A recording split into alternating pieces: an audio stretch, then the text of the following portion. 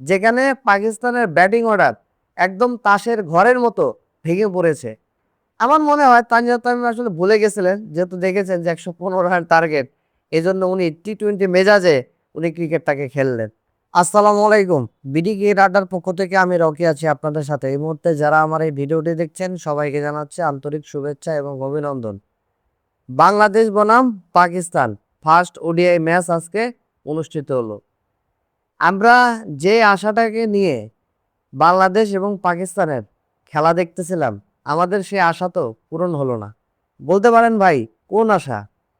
আমরা ভাবছিলাম বাংলাদেশ বনাম পাকিস্তান। আপনারা জানেন দীর্ঘ প্রায় 6-7 মাস পরে বাংলাদেশ ওডিআই ফরম্যাটে খেলতে নামলো। ভাবছিলাম ম্যাচটা ভালো একটা লড়াই হবে। মিনিমাম 250 রান করবে পাকিস্তান। সেই 250 রান চেস করতে গিয়ে বাংলাদেশের অবস্থা একটু খারাপ হবে, একটু ভালো হবে, আবার আবার একটু খারাপ হবে, আবার একটু ভালো হবে। মানে এক কথায় ম্যাচটা আপনার কম্পিটিশন হবে। কিন্তু এই ম্যাচটা কোনো কম্পিটিশনই হলো না।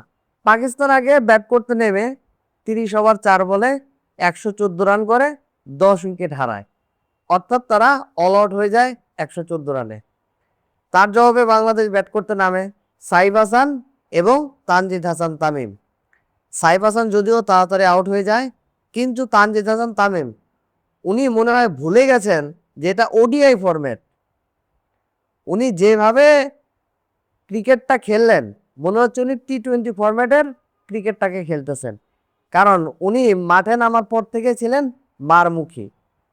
তানজিদ হাসান তামিমের ইনিংসটা যদি আমি আপনাদেরকে একটু বলি, তানজিদ হাসান তামিম 42 বলে 67 রানের ইনিংস খেলছে এবং সেখানে উনি 5টা মেরেছেন ওভার বাউন্ডারি, অর্থাৎ 7টা উনি 4 মারছেন, 5টা মেরেছেন 6। ওনার স্ট্রাইক রেট ছিল 159, যেটা টি-20 ফরম্যাটে একটা প্লেয়ারের স্ট্রাইক রেট থাকে। এখন বলতে পারেন যে তানজিদ হাসান তামিম এত মারমুখী কেন খেললেন?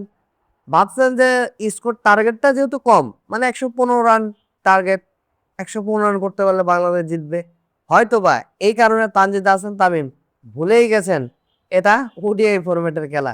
কারণ আপনারা জানেন, যদি স্লো উইকেট হয়, স্লো উইকেটে যদি টি-20 ম্যাচ হয়, তাহলে সেক্ষেত্রে কিন্তু আপনার 115 রান, 20 রান, 30 রান কিন্তু টার্গেট হয়। আমার মনে হয় তানজিদ তামিম আসলে ভুলে গেছিলেন, যেহেতু দেখেছেন যে 115 রান টার্গেট, এজন্য উনি টি-20 মেজাজে উনি ক্রিকেটটাকে খেললেন এবং বাংলাদেশ 8 উইকেটের বিশাল বড় একটা জয় উপহার দিলেন আমাদেরকে। এবং একই সঙ্গে আমি যদি বলি, নাহিদ রানা ফাইভার, মানে 5 উইকেট শিকার করেছেন এই ম্যাচে। এর সাথে মেহেদী হাসান মিরাজ 3টা উইকেট নিয়েছেন, 10 ওভার বল করছেন। ওনার ইকোনমিটাও ভালো ছিল, 3 উইকেট নিয়েছেন 3টা। আর নাহিদ রানার কথা যদি আমি বলি, নাহিদ রানা 7 ওভার বল করেছেন, 24 রান দিয়েছেন, 5টি উইকেট নিয়েছেন।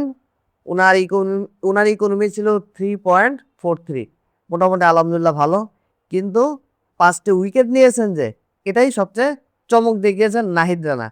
আপনারা জানেন যে নাহিদ রানা কিন্তু 152 বা 51 স্পিডে বল করতে পারে, কিন্তু উনি যে এতটা দুর্ধর্ষ বল করবেন আজকের ম্যাচে, যেখানে পাকিস্তানের ব্যাটিং অর্ডার একদম তাসের ঘরের মতো ভেঙে পড়েছে।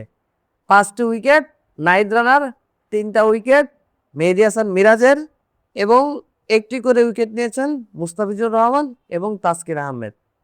তবে বাংলাদেশ ক্রিকেট টিমকে জানাই অভিনন্দন, তারা চমৎকার একটা জয় উপহার দিছে। এবং মজার বিষয় হচ্ছে, আরেকটা পয়েন্ট আমি ভুলে গেছিলাম, সেটা হচ্ছে ম্যাচটাও যখন শেষ হলো, মাগরিবের আজানটাও দিল। তার মানে ইফতারের ঠিক, মানে বলতে পারেন 30 সেকেন্ড বা 1 মিনিট আগে কিন্তু খেলাটা শেষ হয়েছে। খেলাটা শেষ হওয়ার পরেই ইফতারের সময় হয়েছে।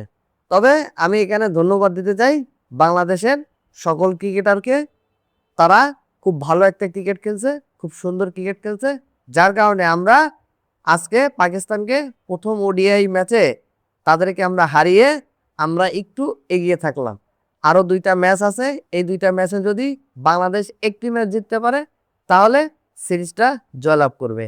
দেখা যাক সামনে যে সেকেন্ড ওডিআই ম্যাচ আছে আগামী পরশুদিন, অর্থাৎ 13 তারিখ, সেই দিন বাংলাদেশ কেমন ক্রিকেট খেলে সেটা দেখার অপেক্ষা রইলাম।